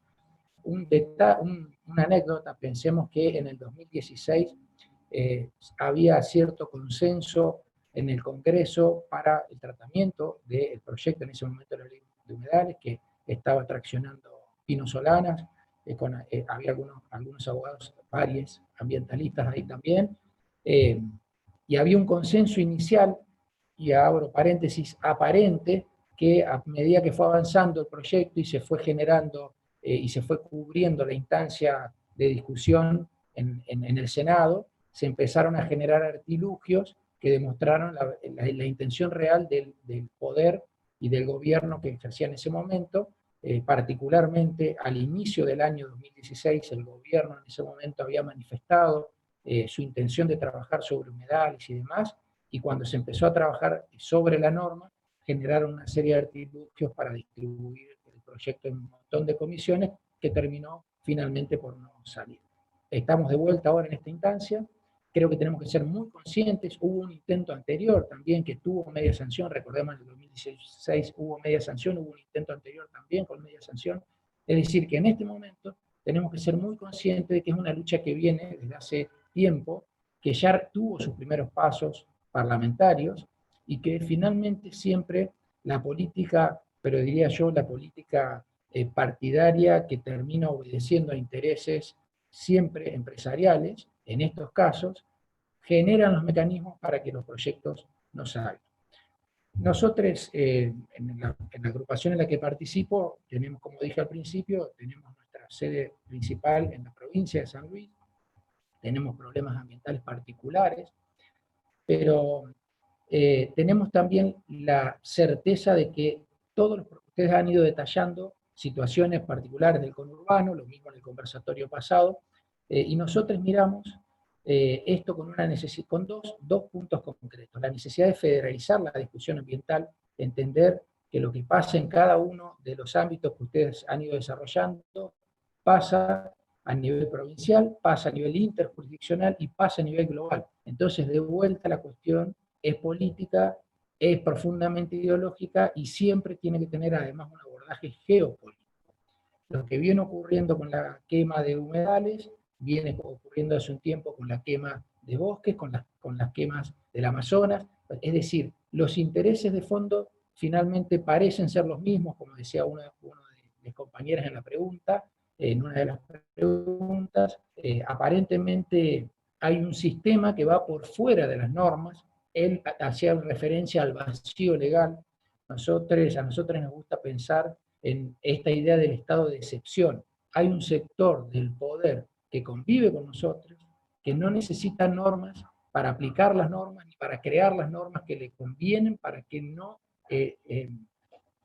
no se limite su función dentro del sistema capitalista. Decían las compañeras en algún momento, me fui anotando varias cositas, pero por ejemplo, Juan habló en un momento del extractivismo urbano. Claramente es un problema extractivista, como ocurre, como nos vienen enseñando también los movimientos feministas, es decir, la humanidad se enfrenta al dilema de seguir desarrollándonos en un sistema extractivista o poner un freno. Pensemos que en 2050 aproximadamente vamos a ser 2.000 millones más de personas humanas sobre el planeta, y dentro de 80, 90 años vamos a ser 12.000. Es decir, que en estas condiciones, a este ritmo de extractivismo, no hay vida planetaria posible para el humano. No existe la posibilidad de sostener. Se prevé que en el año cerca del 2100, más del 85-90% de las especies van a estar extintas, vamos a estar solamente humanos. Es decir, no hay viabilidad de la vida humana en estas condiciones en el planeta.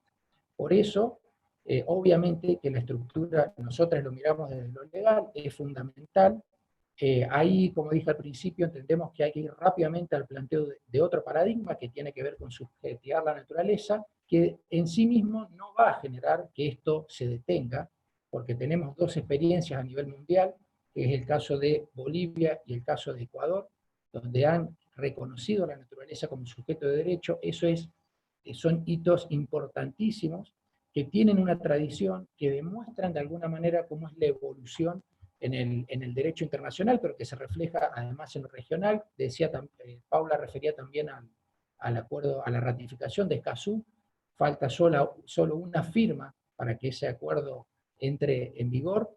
Sin embargo, ustedes están en el conurbano bonaerense, y si nos vamos a la Constitución de la provincia de Buenos Aires, la sancionada del año 94, si miramos en el artículo 28, carga sobre el Estado la obligación de garantizar la participación ciudadana, de garantizar el acceso a la información y la divulgación de información ambiental, y fundamentalmente la obligación de garantizar la exigibilidad y por lo tanto la realización de estudios de impacto ambiental para toda obra pública o privada que de alguna manera afecte a los ecosistemas.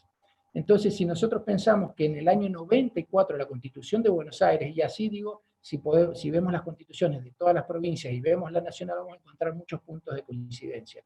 Entonces, cuando a mí me interesaba hacer de alguna manera este encuadre, porque Escazú es muy importante, es un hito fundamental, porque es el primer acuerdo mundial de estas características.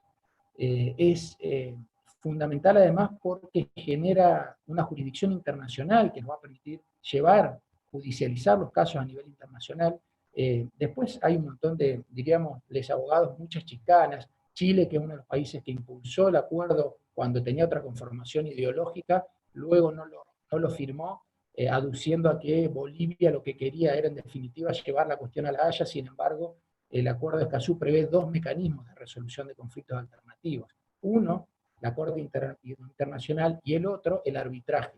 El problema es que con ese esquema legal, más los esquemas que tenemos en cada una de las constituciones, si sometemos los conflictos entre países signatarios de Escazú a arbitraje, probablemente muy pocos gobiernos van a poder de alguna forma desentenderse de los daños ambientales que se generan. Parece muy lejano, pero trato de ir y venir entre lo geopolítico y lo local, porque hay una unicidad en todo esto. No podemos escindir las luchas, son exactamente las mismas. Insisto, como dije en un momento, se trata, además de redistribución de la riqueza. En estos días vimos los informes que reflejan cómo son las emisiones y quiénes son las personas que más contaminan en el mundo, y vemos que hay un grupo muy concentrado que ejerce el poder económico por sobre las naciones y que finalmente son quienes más contaminan.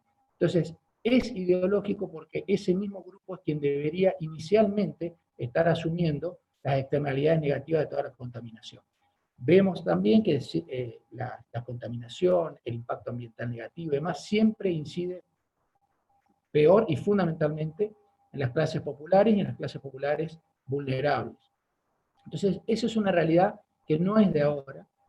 Si miramos varios compañeros hicieron también un recorrido histórico, pensemos, y arranquemos de 70 para acá, para retomar de alguna manera el lapso temporal al que han referido. Pensemos que a nivel de Organización de Naciones Unidas ocurrió algo no muy distinto, es decir, se abrió un debate, a principios de los años 80 se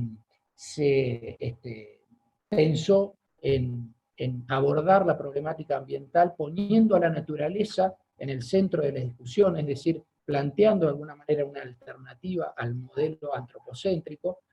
Se firma el convenio, el Tratado de la Naturaleza, y a finales de los 80 se firma el informe Brundtland, que en definitiva es el que nos dio, yo lo digo burdamente, pero es el que nos dio la expresión del desarrollo sostenible, y de alguna manera bajó el estándar que ya se había generado a nivel internacional. Entonces, cuando vemos cómo va evolucionando a nivel internacional, vemos que eso se refleja también acá. Entonces, cuando vemos que nuestros gobiernos locales pueden vulnerar las normativas ambientales y no hay reproche, no hay responsabilidad, no hay reparación y no hay prisión para quienes vulneran todas esas normas, es porque además estamos insertos en un desarrollo geopolítico que va en esa dirección. Nuestros países, si nosotros no entendemos que hay ahí una discusión además sobre la soberanía, nuestros países indefectiblemente terminan siendo rehenes de las luchas de las grandes corporaciones internacionales. Ahora, no por eso nosotros debemos dejar de mirar al gobernante que tenemos cerca, porque en definitiva son a quienes debemos exigirle al menos las reparaciones inmediatas. Lo que contaba Juan Pedro sobre de alguna manera su experiencia, podríamos poner barras, derroteros con las cuestiones cautelares y demás, no puede sostenerse ese sistema. Escazú también nos va a servir para eso, para la justicia ambiental, es uno de los puntos centrales, y además para la justicia penal ambiental. La ley de voy salpicando porque se me vienen cosas a la cabeza. El proyecto de ley de humedales prevé un capítulo de sanciones penales. Va a ser la primera norma en nuestro país que va a contemplar sanciones de esas características. Hay un paralelismo, de acuerdo a lo que comentaban los compañeros, entre, por ejemplo, el abordaje sobre los humedales con lo que ocurrió y la historia que viene recorriendo nuestro país con el tema de bosques nativos. Lo mismo podemos decir sobre residuos domiciliarios, tenemos leyes de presupuesto mínimo sobre residuos domiciliarios, sobre bosques nativos, tenemos la Ley General del Ambiente que es central, que en términos normativos, normológicos son muy buenas normas, pero en la práctica, como decía la pregunta, pareciera que no se cumple y que no hay mecanismos para hacerlas efectivas esas normas. En este caso, la discusión de la ley de humedales va a abrir también una nueva instancia que tiene que ver con el reproche penal a quienes no cumplan con las obligaciones que corresponden. Y en esto de que la cuestión ambiental es centralmente política, también quiero mencionar lo siguiente. Nuestro territorio nacional tiene 24 jurisdicciones, o sea, 24 constituciones. De las 24, 16 de esas constituciones consagran que la propiedad privada tiene una función social y además consagran una regulación sobre el medio ambiente en beneficio de la persona humana y de las generaciones futuras. 16, es decir, esas mismas constituciones de alguna manera receptaron lo que en el año 49 se había incorporado en la reforma constitucional nacional, que después fue de alguna manera derogada, entre comillas, por el gobierno militar. Pero ya en ese momento se había dado la discusión sobre varios puntos que hoy nos siguen afectando. Uno, sobre cómo la propiedad privada no implica una carta blanca para que cualquier titular haga lo que se le ocurra. Y dos, sobre la cuestión de los recursos naturales. En aquel momento, lo que se pretendía era centralizar, las provincias pretendían la dominialidad de los recursos, que es lo que finalmente terminó consagrándose en la Constitución del 94, y en la mayoría de las constituciones además lo reflejan de esa manera. Pero digo, trato de ir y venir entre nuestros esquemas normativos porque pensemos que estamos hablando de las constituciones, es decir, son nuestras normas máximas. Si tenemos ya consagrado, si es una discusión que viene desde hace mucho tiempo, ¿cómo es que ocurre lo que contó Juan Pedro? ¿Cómo es que una intendencia, un consejo, un concejal, una concejala, un concejale, pueden actuar y pueden resolver en contra de todas las normas constitucionales y no pasa nada? Entre otras cosas, hay elementos que tienen que ver con la perdurabilidad de quienes encarnamos las luchas. Normalmente, los intereses de esas facciones políticas tienen que ver con intereses económicos que pueden soportar mucho tiempo las luchas. Si vemos los factores de explotación, si vemos las mineras, si vemos el agronegocio, son corporaciones económicas, son transnacionales, son globales, y pueden soportar la lucha mucho más de lo que las podemos soportar de manera individual quienes integramos diferentes colectivos. Entonces ahí también hay un planteo para hacer que tiene que ver con las normas. ¿Cómo hacer para que esas luchas no queden en una resolución o en un planteo en la Corte Suprema de una provincia, habiendo en una segunda instancia revocado una cautelar y por ese motivo realizando ya la obra, como contaba Juan Pedro? Cuando en realidad, si nosotros vamos a las leyes de presupuestos mínimos, que no pueden vulnerarse, porque si se vulneran, por ejemplo, la Ley General del Ambiente, entre otras cosas, debería recomponerse el ambiente, no quedar la obra, sino recomponerse el ambiente, y ahí la pregunta vendría, ¿cómo se recompone? Y la respuesta sería, de la forma que se necesite para volver a integrar el ecosistema como estaba antes de que se haya realizado esa obra, que claramente, para ponerlo en una frase sencilla, es inconstitucional. Afecta al medio ambiente y afecta a los derechos humanos, dentro de los cuales se encuentran los derechos humanos del medio ambiente. Nosotros, con ese esquema, entendemos que estamos en la necesidad, además, de plantear la discusión de las reformas constitucionales a nivel local y a nivel nacional para subjetivar a la naturaleza, porque, entre otras cuestiones, nos va a permitir generar legitimidad para accionar de manera mucho más accesible que la que hoy tenemos. Hoy tenemos un esquema de derechos ambientales para cuyo ejercicio se requiere cumplir determinadas pautas de legitimación, que a veces es complejo, que lleva un montón de tiempo, que además es David contra Goliat. Ahora, si tomamos experiencias ya vigentes en otros países, como, reitero, Bolivia y Ecuador, y entendemos que hay mecanismos legales que nos permitirían poner a la naturaleza en el centro de la discusión y entender que la humanidad es un componente más de este planeta y por lo tanto dejar de tener un criterio antropocéntrico, pasar a ser un criterio ecocéntrico, biocéntrico, geocéntrico, no sé si sería ese último, pero de alguna manera, al menos ecocéntrico, donde la humanidad es parte del planeta y no los recursos naturales y la naturaleza solamente cosas explotables al servicio de esos intereses que son inagotables, porque son extractivistas, porque extraen la vida en todas sus expresiones, la vida humana y del resto de las especies. Entonces, como dije al principio, y con esto tengo un montón de cosas, pero estoy mirando el tiempo y se me va, pero de alguna manera, como para cerrar, insisto en que hay una cuestión que es política, que es ideológica, que la tenemos que poner en primer plano y que tiene que pasar a ser parte del debate político, y que no le tenemos que tener miedo a eso. Quienes estamos en el activismo ambiental no le tenemos que tener miedo a que la política dé la discusión, ni tampoco tener recelo para eso, porque finalmente son esos espacios donde después se toman las decisiones.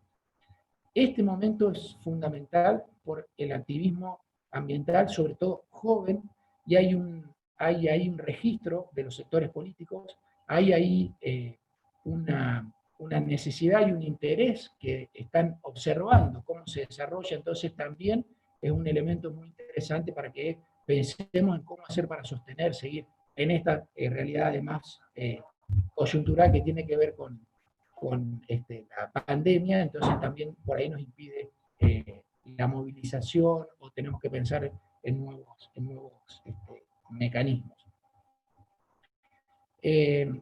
Bueno, creo que por ahí podrías hacer un cierre inicial y después podemos volver. Perdón, una última cuestión, que quería, pienso porque estamos hablando, bueno, todos ustedes están en Buenos Aires, y entonces me gustaba hacer esta relación entre la Constitución que ustedes tienen del 94, las obligaciones que carga al Estado y por lo tanto el derecho que además genera la ciudadanía de la provincia, que tiene mucho que ver con Escazú y que además, obviamente, Escazú tiene mucho que ver con Río, con el principio 10º de Río. Es decir, ahí es donde no tenemos que perder nosotros nunca de vista la interrelación y la cuestión geopolítica. Es necesario. Ustedes representan a Jóvenes por el Clima, que están de alguna manera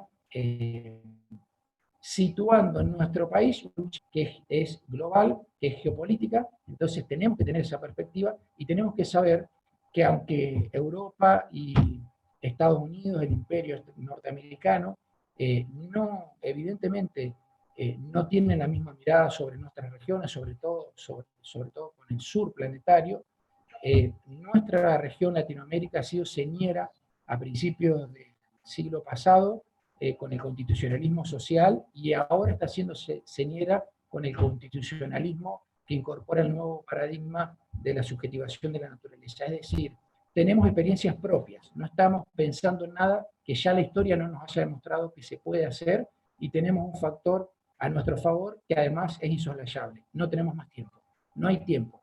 Solamente con la proyección de crecimiento poblacional en el planeta, tenemos que decir que la vida humana en el planeta es inviable en estas condiciones. Entonces, necesariamente hay que cambiar los sistemas productivos. Decía Dante, cuando refería a Dante a la vida humana y urbana, cómo pensar y cómo proyectar, yo diría que no hay vida humana y no hay vida urbana viable sin vida planetaria.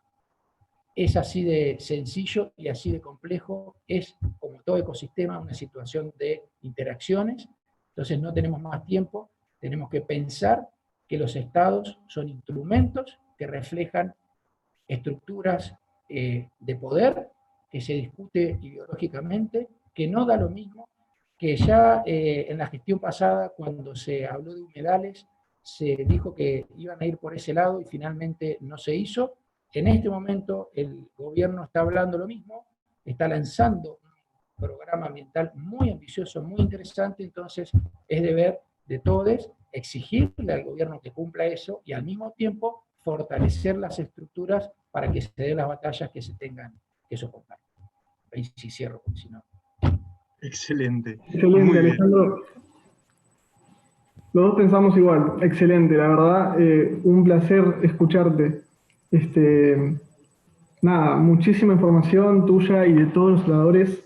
Estamos como para hablar toda la noche, pero para hacer un pequeño resumen, me encantó cómo jugás con las escalas. La verdad es que es interesantísimo pensar a nivel local y a nivel global cómo la geopolítica se ve reflejada, ¿no? en nuestra región, e incluso cómo se relaciona un tratado internacional que se firmó hace 2 días, como es el de Escazú, con cuestiones que están pasando en un pequeño parche de pastizal en Vicente López, ¿no? Porque garantizar el acceso a la justicia, que es una de las cosas que plantea el Tratado de Escazú, es lo que hace falta para solucionar problemas como los que están pasando ahora. Los atropellos ambientalistas,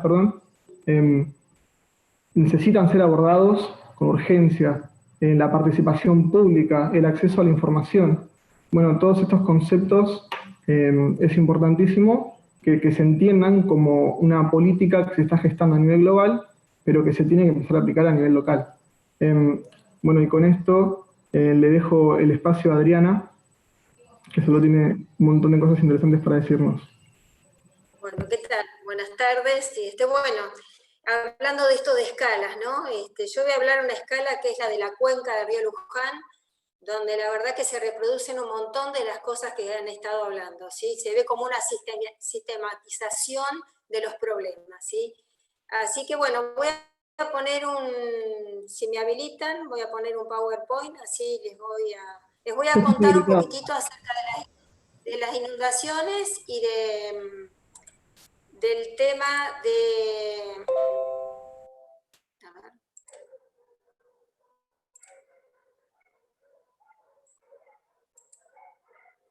Bueno,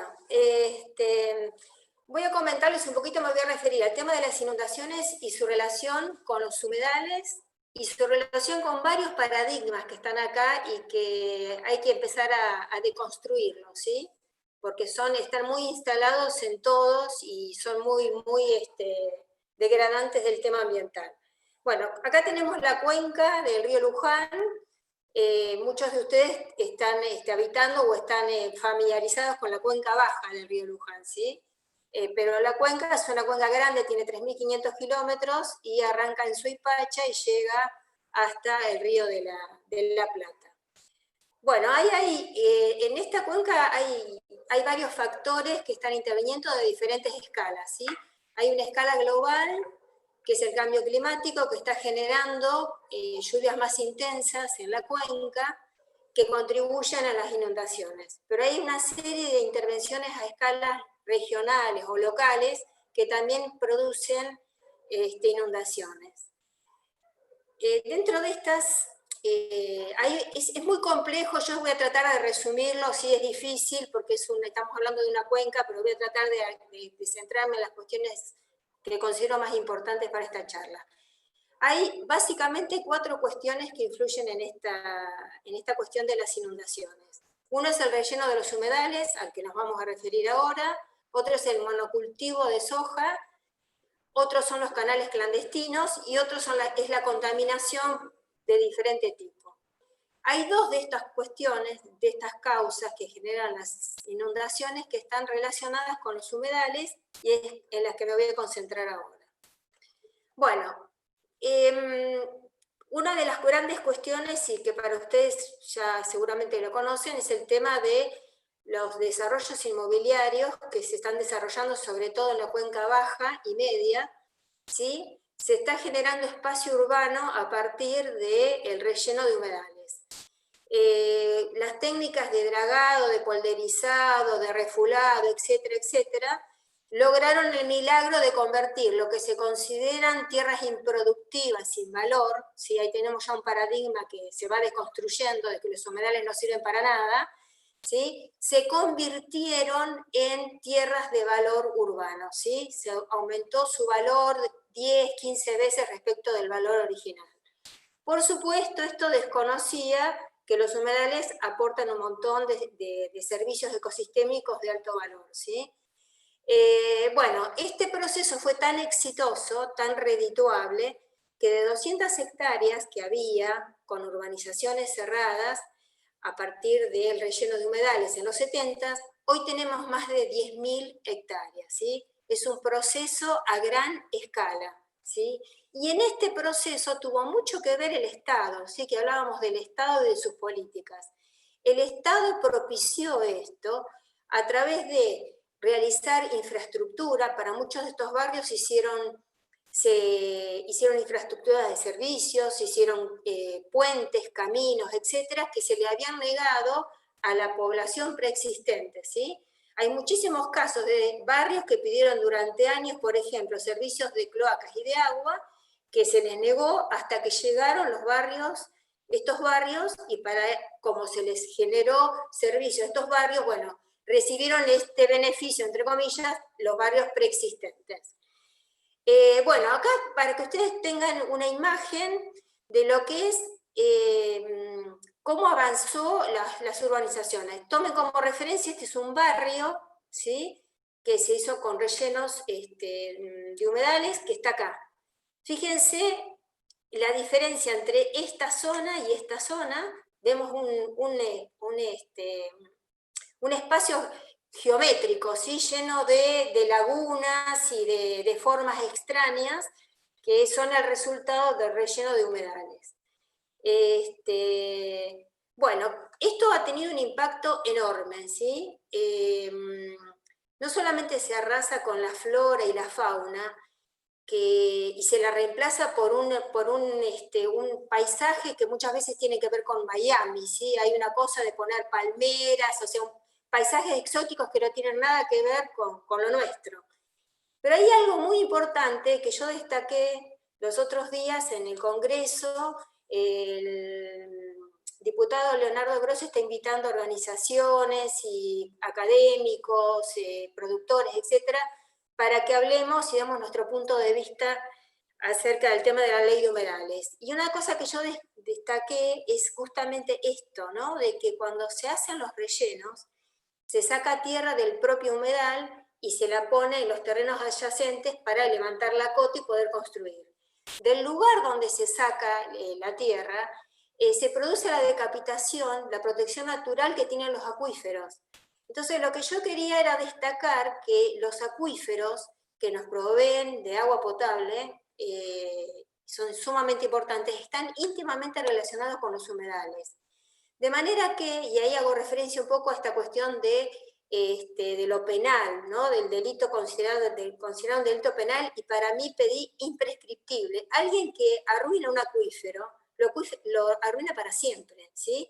Ese es un delito que para mí no prescribe, ¿sí? Que es gravísimo. Y estamos ante esa posibilidad de que se contamine el Puelche, que es el último acuífero que nos queda en la zona norte de la provincia de Buenos Aires, con agua potable, porque ya arruinamos el pampeano que está por encima, ¿sí? Lo hemos contaminado. O sea que el único que nos queda, existe la posibilidad que a través de estos procesos se contamine. Se eliminan, bueno, un montón de servicios ecosistémicos que proveen los humedales. No me voy a detener en esto porque lleva mucho tiempo, pero quiero decirles que ustedes que son jóvenes por el clima, los pastizales de nuestros humedales de esta zona son grandes captadores de dióxido de carbono, que es uno de los gases de efecto invernadero, ¿sí? Nuestros humedales son grandes sumideros de carbono. Cuando los eliminamos, estamos eliminando la capacidad de tomar dióxido de carbono de la atmósfera. Obviamente esto modifica todo el escurrimiento natural de los humedales, y el agua y su movimiento en el humedal es el corazón del humedal, o sea que destruimos, degradamos el humedal cuando lo rellenamos y cuando modificamos esto.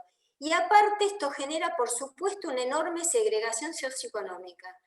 El que ha ido, por ejemplo, a Tigre, es increíble, hay toda una zona emparedada, rodeada de alambrados de púa, de murallas, y están los barrios más humildes, que son los que se terminan inundando porque quedan por debajo de la costa. Es tremenda la diferencia social que uno percibe en estos lugares, sobre todo en Tigre y en algunos lugares de Escobar. Bueno, acá les muestro cómo es un poco el icono de lo que es el desastre ambiental y lo que no debe hacerse.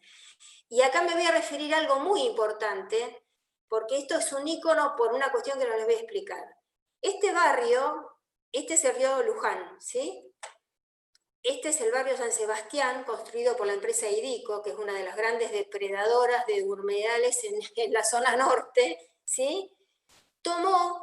El barrio en total tiene más o menos 1.300 hectáreas. 600 de estas hectáreas las tomó directamente de los humedales más importantes que tiene el río Luján, que es la planicie de inundación del río Luján a la altura de la Ruta 9.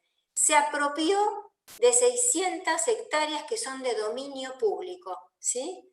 Fíjense, nosotros reclamamos desde las organizaciones que se trazara la línea de ribera, y esto es un concepto muy importante, que quiero que se lo graben, ¿sí? La línea de ribera debería estar determinada en ríos y en arroyos. ¿Por qué? Acá fíjense, este es el río Luján, esta línea violeta y estas otras marcan la línea de ribera. ¿Por qué la línea de ribera es importante? Porque me dice hasta dónde llega el cauce de un río y por lo tanto hasta dónde las tierras son públicas. Todo esto que está entre las dos líneas es público. Fíjense, este barrio se apropió de 600 hectáreas, ¿sí? Acá vemos la reproducción de la ocupación de tierras públicas por los privados, ¿sí? Con la anuencia del Estado. ¿Por qué? Porque el Estado, después de pedirle muchísimo, trazó la línea de ribera cuando este barrio ya se había apropiado de 600 hectáreas, ¿sí? Entonces, si empezáramos a exigir que se trace la línea de ribera, muchos de estos problemas no hubieran ocurrido, ¿sí? ¿Por qué? Porque la mayoría de los humedales son bienes comunes, ¿sí? Pertenecen a todos, pero el hecho de no haber hecho de esta delimitación hace que los privados avancen. Así que el concepto de línea de ribera es súper importante. Fíjense lo que pasó en relación a las inundaciones de Luján. Este es el río Luján antes de que se construyera este barrio. Este es el río Luján, acá está el barrio construido, y esto es una inundación muy grande que hubo en el 2014. Fíjense, vino el agua y se encontró con esta obstrucción, ¿sí? Se generó una obstrucción enorme para que fluyera el río normalmente. Aparte, por supuesto, esto implicó que el señor dueño de este campo perdiera productividad. O sea que acá hubo un privado que además de apropiarse de lo que no era de ellos, también perjudicó a otro privado, ¿sí? Porque este señor se inunda, ahora caen 3 gotas y se inunda. Bueno, y acá hay otra cuestión también que está más encubierta, no es tan conocida, que también es una degradación más solapada, que no se conoce tanto de los humedales. Nosotros en la cuenca media y alta del río Luján tenemos un montón de canales clandestinos. Hay más de 100 que han sido denunciados a la Autoridad del Agua, que es quien debería controlar esto. ¿Qué pasa con estos canales? Están desagotando humedales que hay en los campos, ¿sí? Se hacen, ¿para qué? Para desagotar los humedales y usarlos con fines productivos. Entonces, toda esta agua que antes quedaba en los campos, ahora se envía rápidamente al río Luján, recargando todo el sistema hidrológico. O sea, que vemos acá que hay privados que privatizan los beneficios y externalizan, ¿sí?, los impactos. El barrio privado externaliza todo el desastre hidrológico que generó, y estos señores que hacen cultivos fundamentalmente de soja están haciendo lo mismo. Bueno, toda esta situación, ¿sí?, que les comento, más otras causas que no quiero entrar en detalle porque si no nos extenderíamos muchísimo, genera las inundaciones. ¿Cuál ha sido la respuesta del Estado y de nosotros frente a esta situación? Y acá viene lo tremendo, porque ¿qué hace el Estado? ¿Cómo responde a las inundaciones? Generando un ciclo que produce más degradación.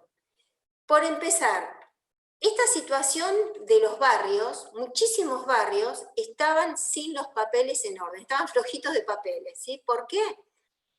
Porque como no tenían evaluaciones de impacto ambiental, no habían hecho audiencias públicas, digamos, un desastre, no tenían nada, había 200 barrios o más que no podían la gente que vivía en esos barrios escriturar. Entonces, ¿qué hizo el año pasado el gobierno de la provincia de Buenos Aires? Sacó la resolución 400, que es una manera de blanquear la situación y facilitar que puedan escriturar. Es decir, se les condonan todos los desastres ambientales que hicieron para que esta gente regularice y pueda escriturar. Un desastre, un antecedente horroroso, ¿sí?, para poder seguir degradando humedales. Otra de las cuestiones que hizo fue no atender a las causas, o sea, nunca sacó ningún canal clandestino, nunca sacó, por supuesto que a esta altura es muy difícil sacar todos los barrios, pero hay barrios como San Sebastián y hay 3 o 4 más que son icónicos por el desastre que han hecho, que deberían restaurar el daño ambiental que han ocasionado, ¿sí? De esta manera, muchas de las obras que se van a hacer ahora se podrían evitar. Y acá venimos a otro problema, los dos están relacionados y tienen mucho que ver con cosas que ustedes ya han comentado. La solución del Estado es ensanchar el río, ¿sí?, rectificarlo. Y acá venimos a otro paradigma que ahora les voy a comentar. Estas obras que están súper, nosotros hemos hecho lo imposible para evitarlas y que en poco tiempo, más o menos calculamos 2 meses, van a iniciarse, no han hecho audiencias públicas por estas obras. O sea, el Estado es el primero, ¿sí?, en no cumplir con la ley, ¿sí? Es el primero que restringe la participación pública, y más en obras de esta índole, de un enorme impacto ambiental, donde es sí o sí obligatorio realizar una audiencia pública. Nos ha dificultado además el acceso a la información pública y realmente nos parece tremendo la solución, porque les cuento, fíjense, esta es una de las partes que se va a rectificar del río. Ellos dicen que no es una rectificación, pero en realidad como se ensancha tanto el río, se le eliminan los meandros.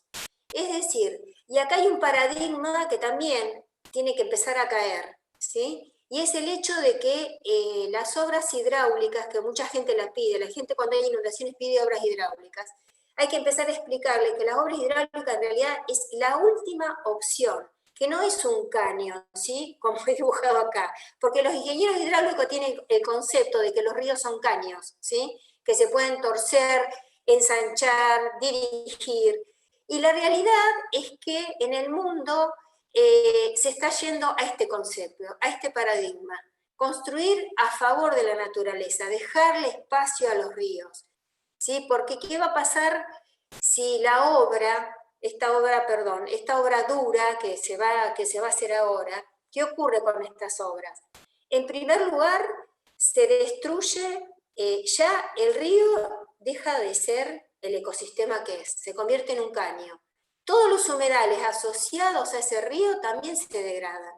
Pero en el caso particular de las obras de Luján, directamente por las obras se van a destruir 300 hectáreas de humedales, sumado a la degradación que se va a producir de los humedales que dependen de este movimiento natural del río, que alimenta esos humedales, ¿sí?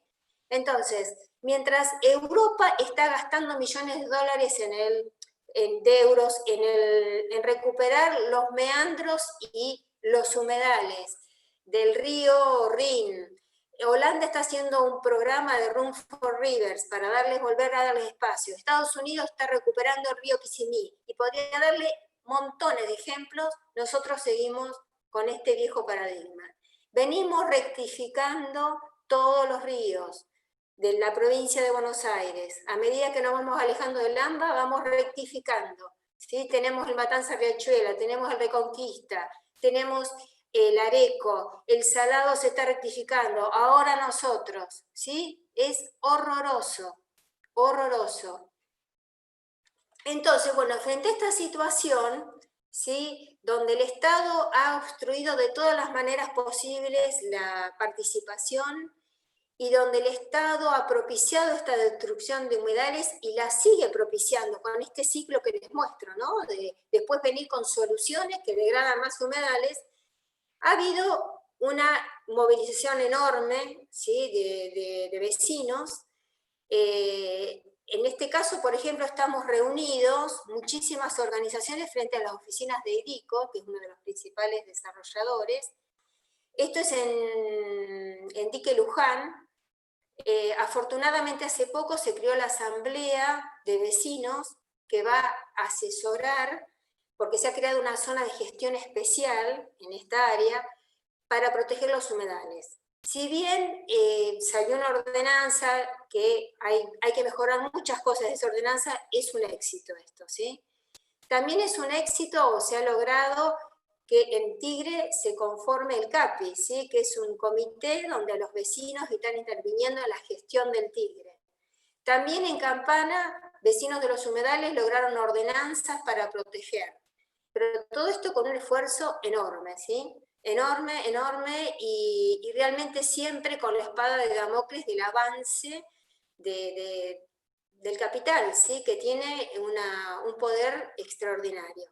Por eso, como decían ustedes, yo celebro que Argentina haya ratificado Escazú, porque una de las cuestiones fundamentales y que creo que nos va a dar una herramienta muy importante para ir cerrando ya, es que muchos de estos problemas que ocurren es que la ciudadanía, ¿dónde interviene? En la audiencia pública. ¿Cuándo se hace la audiencia pública? Al final de un proceso largo donde se desarrolló un proyecto, se lo presentó al Estado. Entonces, cuando la ciudadanía se entera y participa y da su opinión, ya el proyecto está cerrado con un moñito. En cambio, ahora con Escazú lo que está pidiendo es participación temprana, que cuando el proyecto está en vías de anteproyecto, ¿sí? Y hay posibilidades de cambiarlo, ya la gente sepa de qué se está tratando y puede intervenir, ¿sí? Porque en etapas tempranas vamos a poder aportar y dar nuestra opinión. En cambio ahora lo estamos haciendo al final del proceso y eso hace que sea muy difícil. Bueno, esto es una apretada síntesis de un montón de cuestiones muy importantes que se entrelazan, políticas de legislación, de participación pública, pero quise darle un pantallazo para ver cuántos paradigmas están en juego en este momento, ¿sí? Bueno, gracias. No, gracias a vos, Adriana.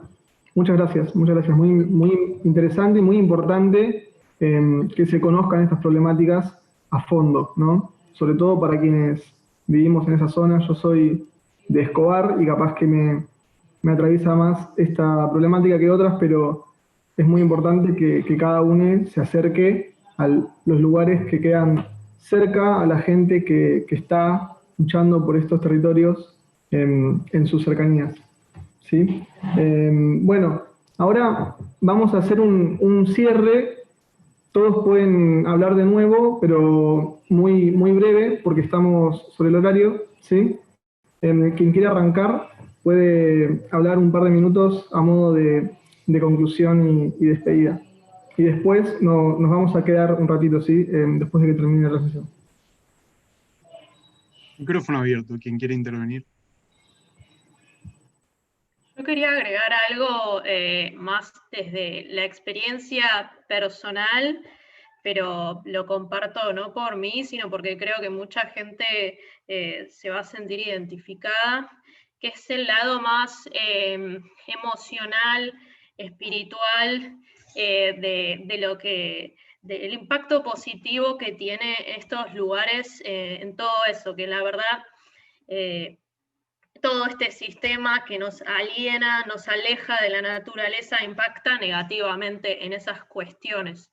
Y más desde el lado de la salud mental, que hoy en día cada vez es una problemática más importante, sobre todo en los jóvenes, porque estamos rodeadas cada vez de más conflictos, y específicamente en el activismo ambiental, donde hay días donde parece que no hay nada por hacer, porque suceden tantas cosas, recién hablando de todas estas problemáticas. A mí, yo antes de llegar a la asamblea, estaba en un momento desde hacía meses en el que estaba muy mal, no estaba pudiendo procesar todo lo que sucedía, sentía una desesperanza total y no sentía energías para seguir adelante. Y poder conocer a la asamblea, tanto el espacio de la asamblea, este espacio comunitario de reunión y potenciación entre personas, y poder conocer el Irigoyen, me dio una razón y una energía enorme para seguir. Yo no exagero para nada cuando digo que en el IRI, como debe suceder en todos los otros espacios naturales, suceden cosas mágicas, percibimos, nuestra sensibilidad se abre, desde el lado espiritual podemos profundizar un montón, y bueno, esto que digo es sabido, o sea, lo respaldan estudios, y yo lo quiero comentar porque a todos los jóvenes que de pronto, yo por ejemplo no me puedo imaginar el futuro cómo va a ser, pero el poder poner las manos en la tierra, que no es el activismo que pueden hacer todos, pero el poder poner las manos en la tierra, sentir que hay un propósito mayor a mí como individuo, me dio toda la energía que necesitaba para seguir adelante, más allá de que haya días que son más difíciles. Así que quiero insistir en invitarles a quienes estén cerca del IRI o no, a que se acerquen o que se acerquen a las áreas que tienen cerca, porque les va a hacer muy bien, les va a hacer muy bien y nos va a ayudar a tener fuerzas para enfrentar todas estas problemáticas. Creo que es muy importante insistir en eso. Siempre hablamos de cómo favorece la salud en general, por el rol que tienen con la contaminación, pero también es recuperar lo que nos han quitado, que es este derecho a un ambiente sano, el derecho a la felicidad, a tener una vida digna, y conectar con esta espiritualidad y emocionalidad de la que nos quieren alienar, atomizar, para que no podamos activar, básicamente, y nos sintamos desesperanzados con estas cuestiones en vez de sentirnos potenciados y hacer todas las cosas que podemos hacer. Quería mencionar por ese lado porque creo que que nada, el futuro para mí es asambleario y comunitario, las iniciativas vienen desde abajo, no suelen venir desde la política, por más de que creo en que hay que articular con la política, por algo estudio ciencias políticas, pero para mí el futuro va por ahí. Crucial, gracias. Clave la conjunción de factores que se está dando acá, me parece lo más importante. Eso, no hay nada que pueda ser dejado de lado. La sociología, más que nada el derecho, y también lo que implica para la psiquis estos espacios y la destrucción continua sistémica que se dan es realmente muy, muy fuerte y desesperante y impactante. Y de hecho, mismo en el Irigoyen, ver la cerca que lo rodea es un peso en el alma. Sí. Y bueno, nada, muchísimas gracias por compartir eso. No sé si alguien más quiere decir algo. Yo quería decir algo respecto a lo que decía Paula. Lin Yutang decía que no hay mejor sanatorio que la naturaleza, ¿sí? Y es más, Wilson, que es un biólogo, habla de biofilia. Estamos intrínsecamente relacionados con la naturaleza y sin la naturaleza no vamos a vivir. Yo lo que quiero agregar es que, imagínense que yo hace casi 30 años que me dedico a temas ambientales y siempre las noticias han ido de peor, cada vez peor, ¿sí? O sea, y quiero dejar bien claro que ya estamos en procesos muy complejos, ¿sí? O sea que hay cuestiones y que vamos a pasar dolor, creo yo, porque hay cuestiones que ya se han desatado, cambios muy complicados, pero de que tenemos que seguir luchando para que este planeta sea lo menos dañado posible. Ya hemos llegado a un límite, no tenemos mucho más tiempo, esa es la verdad. Yo no quiero dar discursos optimistas, la realidad es que estamos en situación muy compleja, pero que tenemos que seguir luchando. Y yo creo que este llegar al límite nos está haciendo dar cuenta de montones de paradigmas que tienen que caer. Por eso yo hablaba de los paradigmas que tenemos en la cabeza y que tenemos que sacar, ¿sí? Tenemos que reconstruir la forma en que hemos sido educados. ¿Sí? Los ingenieros hidráulicos que ven los ríos como caños, los ingenieros agrónomos que le extraen a la tierra la máxima riqueza que pueden. En cambio, la agroecología tiene otro concepto, o sea, tenemos que empezar a buscar y mirar las cosas nuevas, ¿sí? Tienen que empezar a dejarse cosas y tenemos que descubrir que esos paradigmas están metidos en la cabeza, ¿sí? Ustedes son jóvenes y les va a ser más fácil, pero la realidad es que la gente de mi generación tiene imbuido un montón de cuestiones que se les han metido en su educación, ¿sí?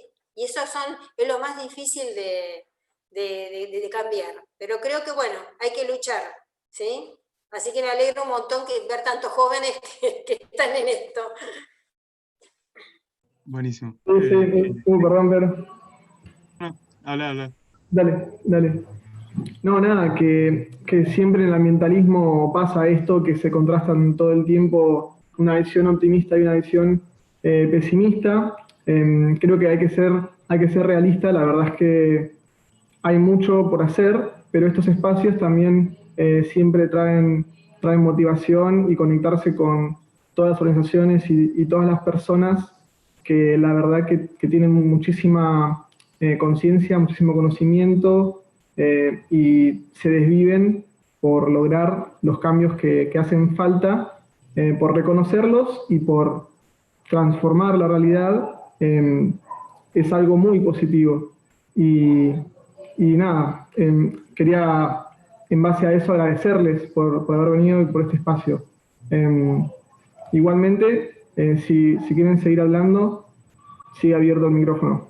Creo que Ale quería. Hola, Alejandro. Dante, sí, Pedro. No, la verdad que muy interesante lo que plantean las compañeras y la reflexión a la que nos invitan. Yo como abogado quiero citar una frase de Nietzsche que dice en Así habló Zaratustra, que no te otorguen un derecho que de por sí te pertenece.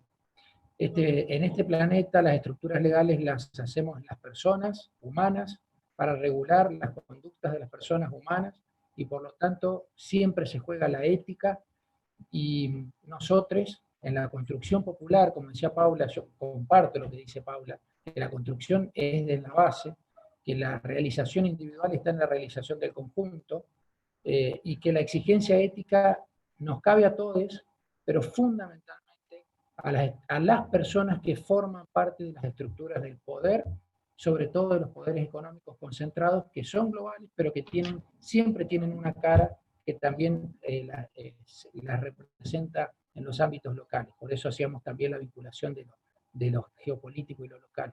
Entonces, simplemente con eso, citar a este pensador, los derechos que estamos disputando en realidad no son concesiones de los poderes, más bien son negaciones que todavía se empeñan en sostener y que por el solo hecho de ser humanos tenemos como simple y sencilla, la sencilla razón de sostener la vida sobre el planeta. Y ahí, cuando nos pensemos en esa ética, cuando pensemos en la otredad, también vamos a entender que esa misma perspectiva hay que tener con los demás seres vivos en el planeta. Esto es una cuestión que involucra las otredades y, por supuesto, ahí es donde la mirada debe dejar de ser antropocéntrica para pasar a ser biocéntrica. No, eso. Perfecto. Lo que nos faltaba, tuvimos derecho, sociología, psiquis y ahora un poquito de filosofía, como no. Y también me hace acordar un poco a Butler, lo típico de las vidas que valen menos, y como eso no se tiene que centrar únicamente en les humanos, sino que también tiene que ir hacia aquella vida que es tan preciada en este momento y tiene que serlo para toda la vida, a partir de acá, para siempre, que es la del mundo que nos rodea. No sé si Pablo o Juan Pedro quieren decir algo más.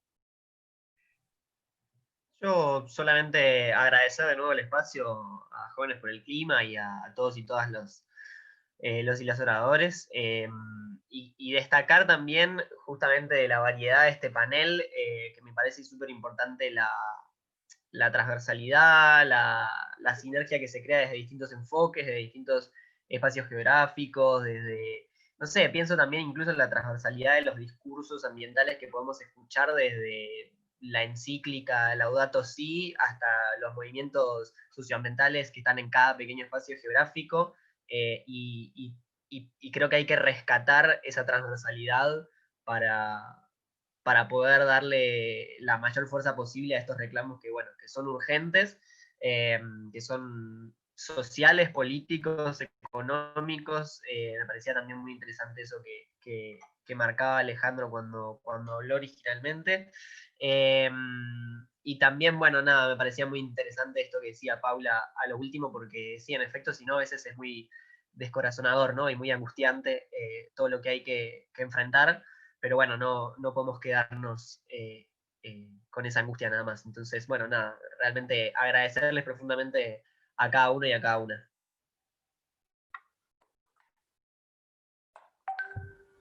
Bueno, sumo los agradecimientos. La verdad es que estuvo buenísimo y celebro que estas charlas se den, que todos aprendamos entre todos. Y rescatar lo que decían los compañeros y compañeras, digamos, como que estos espacios, aparte de preservarlos por sus características y por lo importante que nos resultan y por esos servicios ecosistémicos y que también están desigualmente distribuidos, ¿no? Digamos que a veces se plantean como algo genérico, pero algunos acceden realmente a esos servicios ecosistémicos y otros no tanto. Y ver estos lugares también como una fuente no solamente como un lugar en el cual nos apropiamos, sino también generar identificación con diferentes territorios, con diferentes territorialidades, con lugares, ¿no? Y tener luchas y poder ser parte también de algo colectivo, siempre es sumamente enriquecedor y estimulante. Desde ahí se generan cambios y no solamente contribuimos a preservar un lugar, sino también nos construimos nosotros en nuevas relaciones y ampliamos muchísimo lo que podemos hacer y a quienes podemos conocer, y es realmente una experiencia de militancia y de participación y de active político y ambiental, todo junto, y está buenísimo. Me parece que hay que celebrarlo y como decía Paula, si alguien tiene un lugar cerca que considera que es importante, que lo identifica el barrio, o que es importante para preservar, digamos, júntense con otros, se generen sinergias también nuevas y hay que empezar también a preservar, a cuidar esos lugares porque es también disputar el espacio público, ¿no? que nos pertenece y al cual pertenecemos. Así que, bueno, eso nomás. Muchas gracias.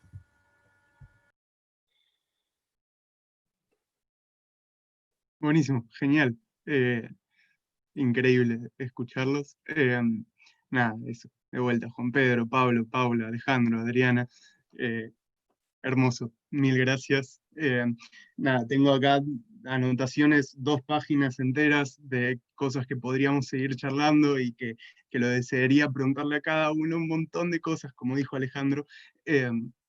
Realmente son 2 horas que se sienten segundos nada más, pero bueno, por volver a encontrar estos espacios y seguir teniendo estas conversaciones para que se den así siempre. Muchísimas gracias por venir y ojalá estén dispuestos a acompañarnos en algunos de otros espacios y que sigan haciendo lo que hacen, que es realmente hermoso, y hasta escucharlos. Gracias. No sé si querés decir algo más, Dante, para cerrar. Sí, no quisiera cerrar en realidad, pero bueno, ya nos repasamos con el tiempo, así que nada, fue muy rico el intercambio. Se habló de un montón de cosas muy distintas, pero siempre con la idea de solucionar un problema pero muy vigente y muy postergado también. Así que quiero agradecerles 1000 veces a todos los disertantes y los que se tomaron el tiempo de escuchar también hoy todo lo que hablamos acá.